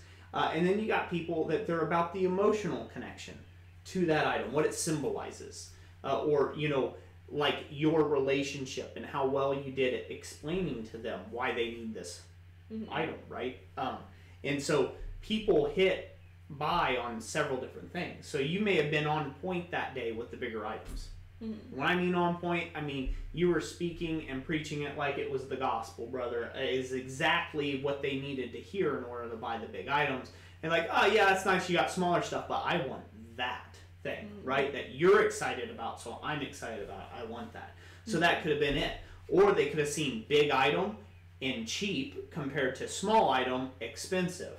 And so they may have looked at value. Their value proposition was, put that channel changer down, that value proposition was it looked bigger, and so that it looked like they were getting a better value for the price type thing. So, people are fickle, and it's hard to understand, and every crowd's different. Yes, it is. Gary Brown, Forging On, had a good question, business question. I am only part-time. I have not gone down and mainline an official business with a business license. Do you see advantages either way on business licenses? Yeah, so technically right now you're a sole proprietor, which is how we started off as well. Until you formalize your business, but as long as you're making sales, you are considered a sole proprietor. The downside with that is if there is any legal claims or legal problems, you personally are held responsible. Whereas if you filed something like an LLC, that does give you a certain amount of protection if you've taken the right steps in place, such as signing your documents when you sign your name, signing your business name with it. Again, if you guys will see any emails come from us, like every time, like Christ Centered Ironworks is underneath our names, it's just a good it's practice. A protection, It's practice to do. As far as like registering your business as well, once you have a business name picked out, it is good to go ahead and register it, because there is the chance that somebody could get in there and register it ahead of you, and even try to file trademark infringements against you, which none of that legal stuff is ever any fun, but it's kind of a necessity in this day and age. Definitely. Definitely. So I do plan on delving into this a lot more for anybody who's, I know I'd posed the, I had asked in the community section several weeks back, just kind of getting some feedback from you guys, seeing what kind of business topics you would want to see addressed. And like opening an LLC and the stuff involved in that was one of them. So I do plan on doing the in-depth walkthrough with that in the future. We'll see you later, the Famine 01. We'll see you later, buddy. Love you too. Go get your gains. That's my cousin Jonathan. So him and I challenge each other for health and fitness. So, all right. Bye, Champ. Hello, Champ Ironworks, and bye, Champ Ironworks. We're late to the game on that one, so. Let's see, Mark S. As this data is collected, how does the business buy or view the info? Basically, you can't really buy the info. So the info is essentially owned by the largest, if you say, the search engines in the world. So you're not going to buy out Google. If you can, you're on the wrong chat. You can. Right. You pay Google if you do paid advertisements. You go through Google and you can set up very specific specifications for what you're wanting your advertisement or photograph or video or whatever displayed to, and then they use that information to make sure they're getting it to the right people. So they filter through their millions of people that they have profiles on to see, okay, if this is something specific to like Dayton, Ohio, then they know, they look for the criteria and match it up to display your ad and to get the impressions, and that way they can charge you the money for showing your advertisement. Yeah, but as far as buying into their data and being able to understand their data and actually see what they're looking at and their metrics, you're probably not going to do that. The easiest way, the backdoor approach to that, is to take and, like I said, look at kind of like the trends and kind of look what things they are pushing to the front of search engines when it's around a subject, and then copy greatness, right? Like copy greatness. Don't copy items, but copy the road to greatness. So, if they're pushing a certain brand to the top, they're doing that for a reason. Something is hitting about that. So do your research on that particular person, that they're always popping up like the plague right in front of you. So if they're always like, oh man, that guy, he's always on the top of the search engine. Why is he there? Go start digging into his business. Stalk him a little bit. Find out what it is. Maybe they had an article posted, actually made on them or something, and that's what blew them up big. And it gave Google enough data to say, hey, this person's on the rise. They're kind of like that trending thing. Whoop, let's put them up here. Let's see how far they blow up. Because chances are, depending on if they're recommending a site or something and you have to watch an ad, or you get displayed all sorts of stuff. They get paid a lot of different ways. They deal in data type thing. And so if you are, again, if you are wanting to find out kind of like what that is and how you can leverage that, you have to keep your eyes open and your mind open and kind of like look for those little details that get left behind. Those juicy little nuggets that are left behind. Yes. Yeah.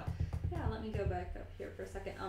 Yeah, Mark S. said, will Google give you a breakdown of what people are looking to buy in a given community? I have not found that there is that specific of a tool. They do have, I believe it's under the AdSense program. You can use, they have a tool there that allows you to look at given search words. So for example, hand-forged cross, right? If that was one of your search words, you could put that in and it would tell you how many, or the frequency that term is searched for and things like that.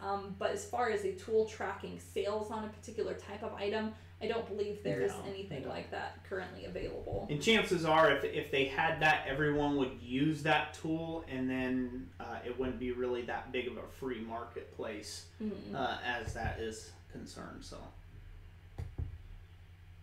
Robert Wagner, some items are seasonal and some are related to local. Yep.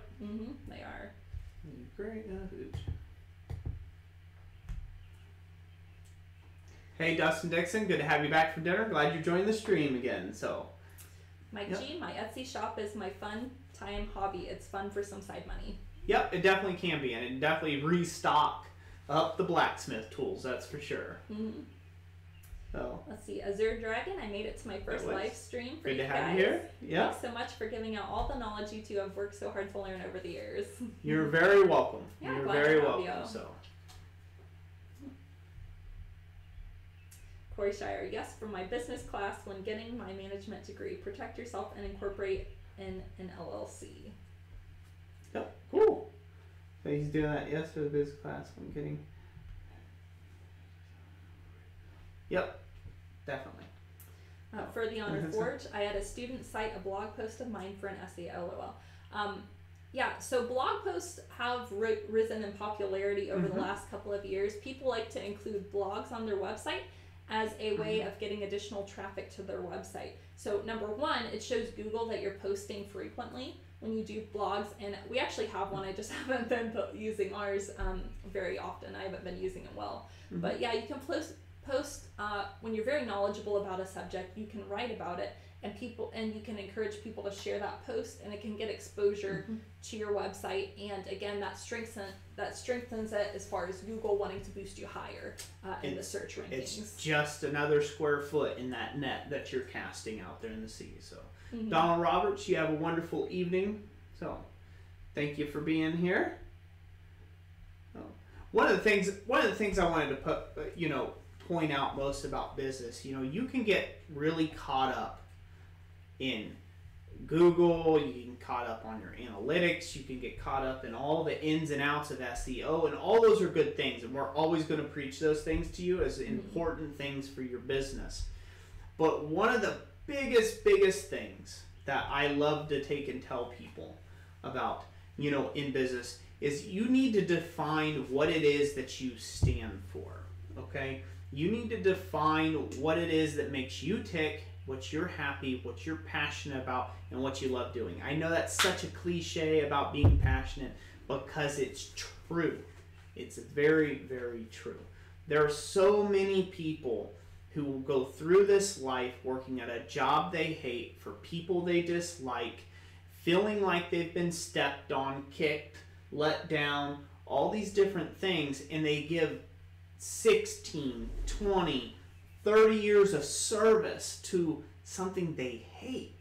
They hate. They used up one of the 3 spins that they get on this rock in a company that they totally dislike.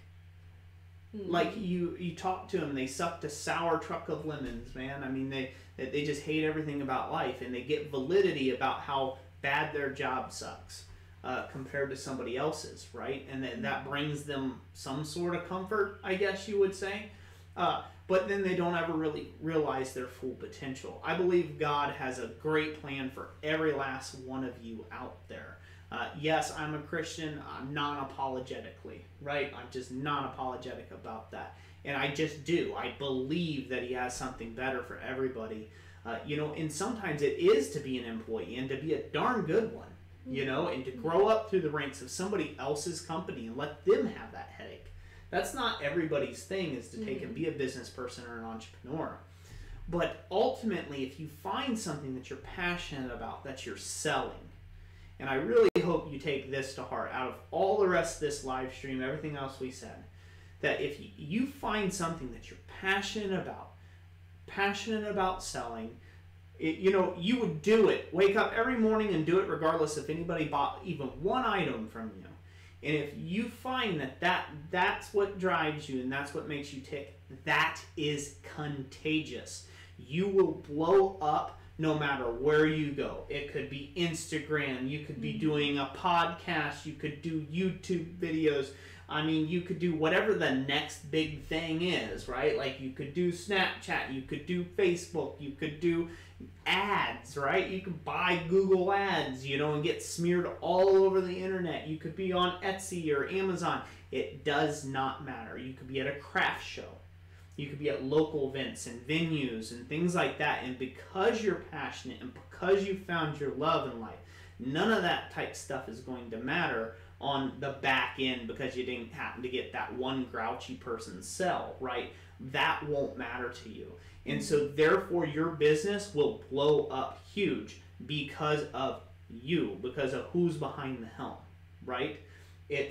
That is what people are drawn to. They are drawn to you, to your customer service, to the way you present yourself, the way you care about them. And I do mean genuinely care about them and not just take them for their money, right? Like that's not what you're there for. And so if you portray that and that is what you let out and you show people those type of things about you and that you're a real person, right? Like they're buying something from you and it's real, right? And it cost you something of your time and you're trading that time, right? For their hard-earned time. And you see it as a trade of that type of time, your company is going to grow irrespective of wherever you go. These techniques we're teaching you tonight on this stream and like on the stuff and like the Blacksmith cheat sheet and all that SEO and stuff, that is to help take care of the back end. But you gotta have your front game. You have to have that on point first. Yeah. So don't just say, well, I think slippers is going to be the hot trend tomorrow, right? And so then you just get, you just buy up truckloads of slippers and, and you go into marketing slippers. No one's going to buy them from you. You're going to end up with a truckload of slippers, you you might sell a few, but you were disingenuous and so therefore people didn't care to take and actually buy that product and you will fail ultimately. And you could have a billion things as search engines and you could pay Google millions of dollars and your product will still fail. The reason why Apple iPhones are such a strong competitor is because of what Steve Jobs stood for. It's for what he stood for. That man created a vision of a company that he wanted it to be, right? Like that's why his company grew like it did. He wasn't giving the people the same garbage of what people thought they needed that were unpassionate at that time. He was passionate about it. And that's why people get into the whole Apple craze and the iPhones and the things like that. They're like sucked in for life. They're in that ecosystem for life type thing. And it's because of that passion and that drive behind that company originally. And you can see how that's outlived even Steve Jobs. So, let that be your mission in your company and you'll be successful anywhere you go. Sorry, Roy rant. Sorry, not sorry. No, it's just important. And I hope if everybody enjoyed that little rant, just go ahead and give a little hand clap or something or a thumbs up or, okay, Roy, hush.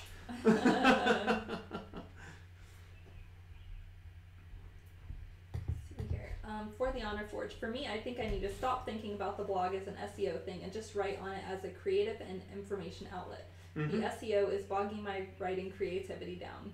Yep. You definitely, you need to be inspired first. Be inspired to write the words that you feel you need to say and then worry about the SEO. The SEO is the back thing. It's the back game. Yeah. Said that, and I need to publish something else in time for the journal and peer review. Cool. Robert Wagner says, knives are always popular. I have a partner who sharpens knives at my shows. Huh, cool. Yeah, knives are always, sharp, pointy things are always popular. Charles May says, blacksmithing is my escape from my real business. I love to feel the metal move at my will. Well, that's nice. It's still my escape too as well. I just do different things when I need to escape from my real business, blacksmithing. From so. the regular orders. Yep. Dustin Dixon says, I just suck at writing, that's why I have the wife. Yeah. Same here. Let's see here. Brian Parker says, thank you for all the teaching you have done over the last few years. You have been my primary teacher. Awesome. I'm glad to hear that. You're very welcome. Glad to be here. Glad to teach. Gary Brown Forging On says, on Etsy I have sold stuff, but I only sell the items I made already. Do you do that, or do you leave them up for as order items?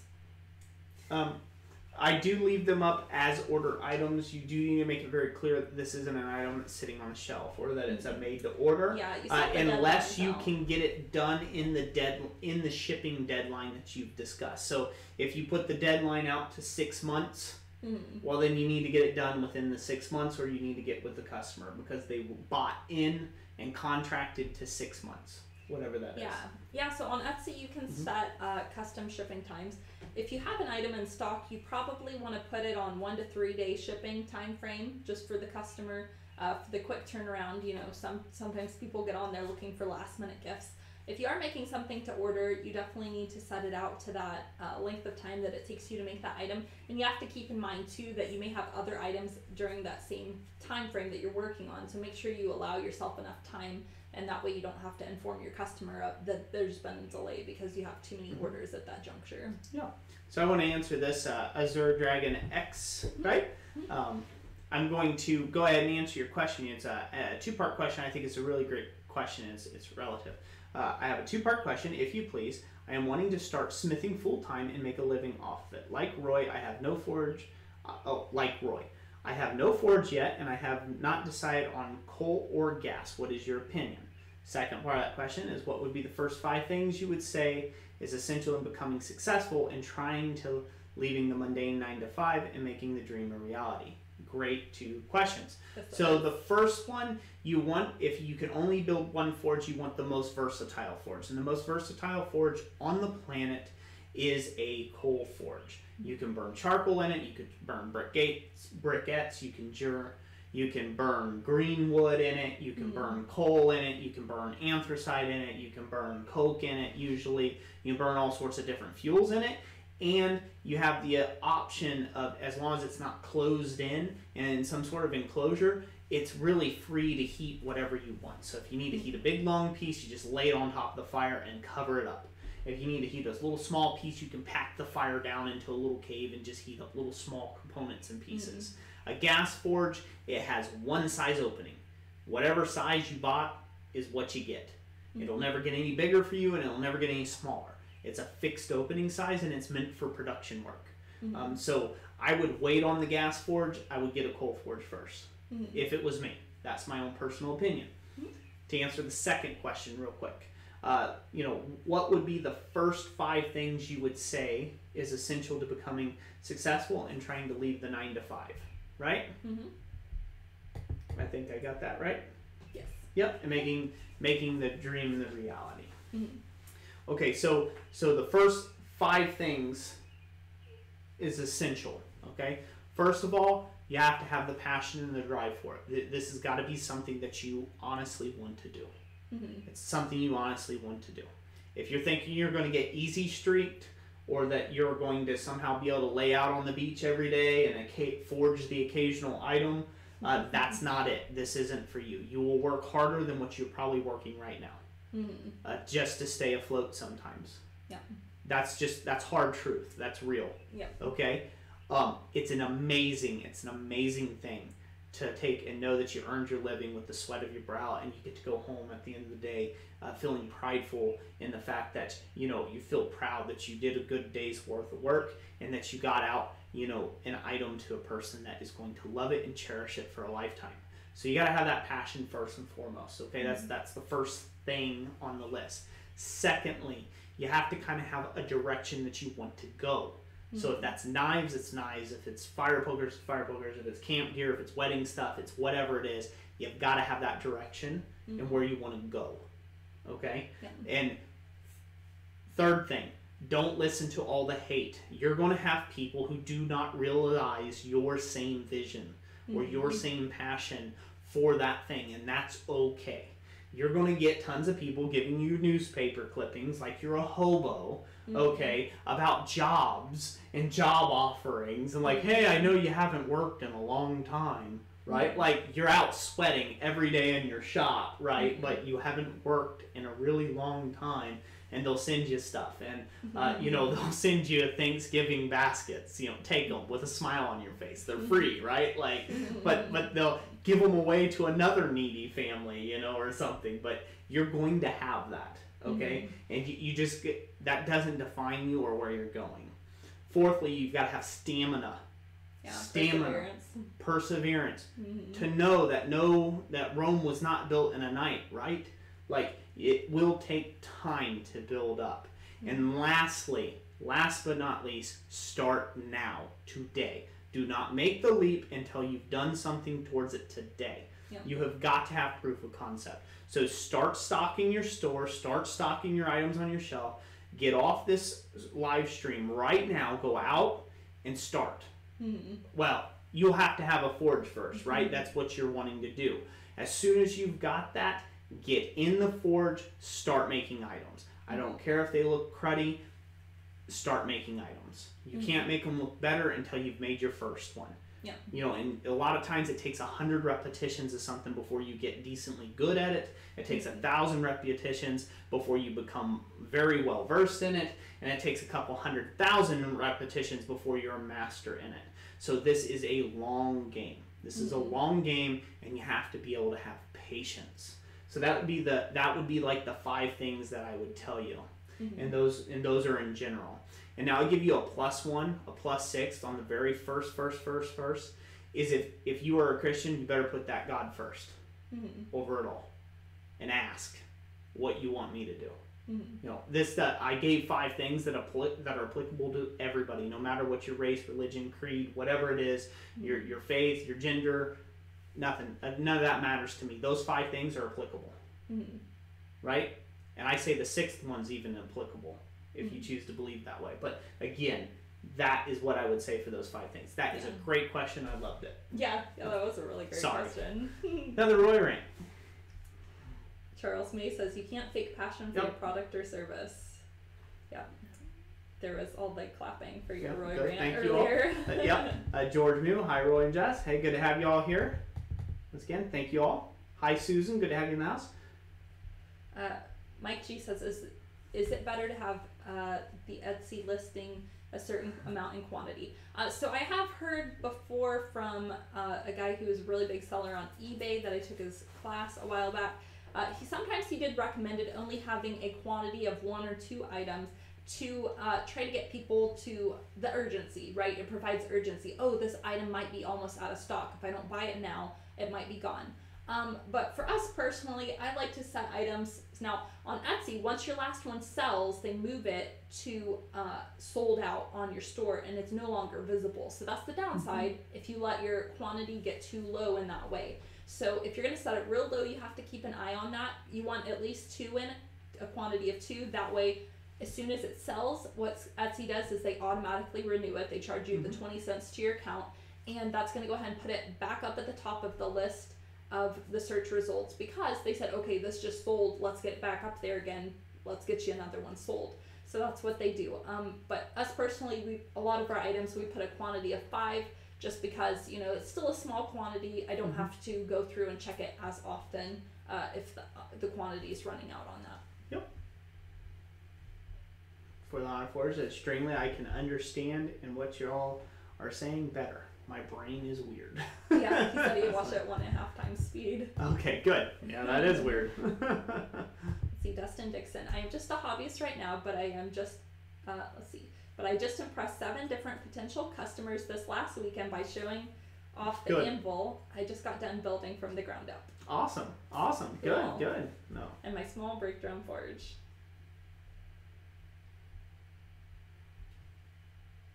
Let's see. Azure Dragon says we'll have to wait for you guys to finish. Gives me 3 days in between streams. Yeah, or Monday and Friday. Yep. I make knives at the moment, stock removal, or buying blade blanks. I have all 5, but I want to ask one more thing. Oh, let's see. Yep. Is it just me that seems to catch a lot of flack from people when you tell them that you want to be a smith? People look at me as though I'm crazy and it's some fairy tale job that used to be. I get it all the time, still to this day. Those still exist? Yep, like, they you're still a mythical exist. creature if you're a blacksmith. I'm a mythical being, it's like, poof. I wish I had a little black smoke that just popped and, hello! But no, that's not how it works. That question there, I mean, that's a great thing. You're going to get that. That's just going to happen. Again, people. People have a certain ideal about you. They have a certain ideal of what you need to do with your life, and it is up to you to define what you're going to do with this life, and not them. And so accept some pushback from that, family, friends, things like that. A lot of people did not believe in the fact of what I was trying to go after when I first got started into it. And then later on, I believe we are very successful in it. And that's why I can speak with authority on this subject, is God's allowed us to be very successful in this business called blacksmithing. And so now people are like, ooh, well, you make a lot of money. Well, you have your own business now, right? And and so now it's changed the other way. Now it's like, oh, you've got money, and it's like, I've got a business, but that doesn't mean I actually make a lot of money, I mean, I work really hard, and I keep the shop doors open, and the wife and kids fed, and myself, and we have some nice things, but it's not like we're millionaires here, just because we have a business, right? And so then you just be prepared, you'll get that on the other side as well. So yeah, I also did want to point out for you, Azure Dragon, that at our page blacksmithpdfs.com, we do have a free PDF there of the one brick forge. So I mean, that could be a start for you if it takes you a little while to get your other forge up and going. Yep. Just to even try. Do it's some just a small, it's around. made out of a little kiln brick and with a little benzimate torch, and that could be an option for you. So John Conk, that's the truth, Roy. Graham Pepper, I have been told, I'm laughing with you, Graham. Bless my heart, sir. No, I have been told to get a proper job, even had people pray for a better job at church. I'm sure there's a few people still praying for me, but it's not working. Again, they're praying against the Lord's will there. So I have found my calling in life, and that is to be an instructor and a teacher and, an artist and a craftsman, and that's what I'm meant to do with my life. So I'm very blessed to know that at the age of 30. I'll be 30 years old this year, and I've done enough living to know that that's what I want to take and do with the rest of my life, so to speak. So to instruct and teach and do all those good things. So we're getting really close to the end. I'm going to go ahead and offer it again to everybody out there. Jessica put into the blacksmith cheat sheet. We want to thank everyone who has been purchasing those. That's really blessed us and gave us some good confirmation about that we're heading in the right direction with trying to help other people's businesses grow. And that's really what we're about, and that's what we want to do, both with the educational teaching, and I've got follow-up videos. I got a lot of videos I got to put out around the blacksmith cheat sheet to show you how to make the projects. So that kind of goes, so you kind of got a picture in your head of what it's supposed to look like, and now you've actually got the SEO stuff, so this way you can take and actually help build your business. So that's one of those things that I want to take and get out here over the next couple months, so we'll be working very diligently at that. You can find that over at blacksmithpdfs.com, right? Yeah, I just put it in the comments there. She went ahead and put the link in the comment section down below. It should be down below. Yeah, it's down below. You have to see how it is. It'll probably be in the description box down below. You can click the link and you can find us there.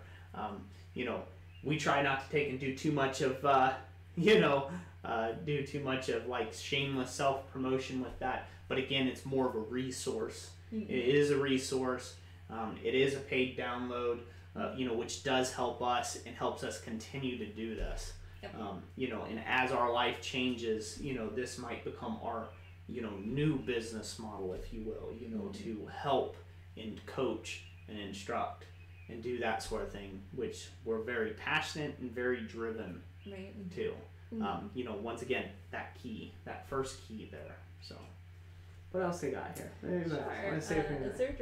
Azure Dragon says, Roy, you said before that it means a lot to you to bring home the bacon and providing the sweat of your brow. I could not agree more on how important that is to me as well, and doing it yourself. Yep, it is. It is. It's a very important thing for me. You know, I'm not always successful at it. I do fail, but you know, it's all part of the process, and I'm just thankful to still be this side of the dirt. So, you know, God bless you there, Azure Dragon, and thank you for being part of the chat as well. And for the Honor Forge, I'm glad that this stuff encourages you. You and your wife are awesome. Keep up the great work on your Instagram game and all your business there. Greatly appreciate it having there. So the Honor Forge. Oh, Roy, a live stream or so ago, you said you had stuff for focus or things for multi-passionate stuffs. Help. What? You'll have to explain a little further on that one. Yeah, you'll have to explain a little more on that for the Honor Forge, so we might run out of time on it. So I want to jump back over, show them the Blacksmith cheat sheet again and the whole thing again, so this way they know where to go and you know what the landing page is looking like, because there are quite a few plans there. And then we'll dry this up and answer just a few more questions. And yep. Yeah. So go to blacksmithpdfs.com. And it will be the second row down. Yep. One marked ebook, Blacksmith cheat sheet, and it's different from the other one, so it should be pretty well set apart. Yeah. But yeah, this is what it is. It's $10. There's an example here. You can use your little mouse to zoom up on it, and it'll show you. There's not any pictures in it. It is all text, but I give a description of the item and as part of it. But the pictures will come with moving pictures called me forging items. And showing you how to make. Yes. I've started a playlist already. It's going to be on our channel, Blacksmith cheat sheet. You can find it there. So far, all it has on it is the introductory, but any projects that go along with it will go directly into that playlist. Can you go back one screen? Sure. I was just going to say, can you go back one screen? Okay, add to cart there. Yeah, you just click add to cart and it'll take you to checkout. So, and just to be clear again, let everybody know, on the all plans bundle for anybody who's purchasing all the plans that we offer on the website, this is included as well. This will be included on that as well. So, all right, well, let's go back to chat, baby. All right. See, shameless plugs, huh? Yeah. Darren, that's right. I remember. Yeah, we remember. I remember. I was about to say his name, but yeah, Darren, thank you for the $5 super chat. We greatly appreciate you as well. So, following all the passions, we can talk later. Thanks. We'll see you later there for the Honor Forge. Thanks. So, and yay! Everybody say yay to Darren or NRGMGMT. There you go. You got it out there. Yeah, you can say that. John Tompkins, it is indescribable, peaceful, amazing when you find your calling. I understand, Roy. Thank you, Lord. Yep, it truly is. It truly is. So, Bodie, good to have you in the house right at the end of the stream, pal. So we're about 2 minutes from the end, but you got time for a quick question if you want to squeak it in there. So. Okay, there's one here too. Oh, there's one more. Okay, let's go ahead. Azure Dragon says, my last question of the night, do you or would you offer private lessons either via camera or in person? It would be a dream come true, and I would pay whatever the asking price. That is something that I'm still setting up. It's something that I would love to do. There are some new technologies that are coming out that may make that actually possible to do via camera and like be able to like interact back and forth, kind of like a Skype kind of thing. Hang around, stay tuned. We're still figuring out stuff like that and working on that. Unfortunately, where I'm at, I can't offer private lessons because I rent here, and so I rent my home and my workshop from my landlords, and so therefore, having a bunch of people out, kind of goes against their insurances and things like that. Like I gotta watch. I gotta be respectful of the way that they got things set up. If hopefully one day I will own my own place and have my own large open air workshop where I can do all my instructing and teaching from, and have things like get-togethers and stuff like that for subscribers and stuff. I'm actually looking forward to that. Once again, that kind of that 3, 5, and 10-year goal. So yeah. But probably the video instruction, one-on-one coaching, that'll come soon. Hopefully within the next 4 to 6 months is what we're looking at on that. So stay tuned with that. Let's see. Bodie says, "Hey guys," Yep. and then he said, "Couldn't think of a question." Oh, I'm sad. That's okay, Bodie. Oh, you've been busy with school. You get a pass. A hall pass, okay. as it were. Darren says that this is what it's short for: energy management. Okay, energy management. Well, energy management here. Darren, yeah, thank you. It wasn't clicking in our brains, so. But Scott Cook, hello from Ohio. Good to have you in the stream, sir. So, all right. So it is now officially 9 p.m. So we are going to get out of here for the evening. We want to thank everybody again, don't we, honey, for joining us in this stream. Thank you all so much, and God bless you all so much for supporting the channel, supporting what we do, and literally, from the bottom of our heart, we really do greatly appreciate you. You guys are making this possible. Everybody who's giving out donations, shares our videos, watches our videos on the regular, constantly gives us positive feedback and encouragement in the comment sections and stuff like that. It's what compels us to just keep doing a better job. Yeah. And that's what we hope to do long into the future, huh? That's true. So, yeah. So thank you all once again. Thank you all so much for being here. Remember, we have a business live stream every Monday night at 7 p.m. Eastern Standard Time till 9 p.m. Eastern Standard Time. And then make sure you join us on our Friday night live stream at 7 p.m. Eastern Standard Time, again till 9 p.m. Eastern Standard Time. And we hope to see you all there. So, that's right. Ain't that right? So, all right. Well, God bless you all. Thank you all for joining us. We'll talk to you later. Bye-bye.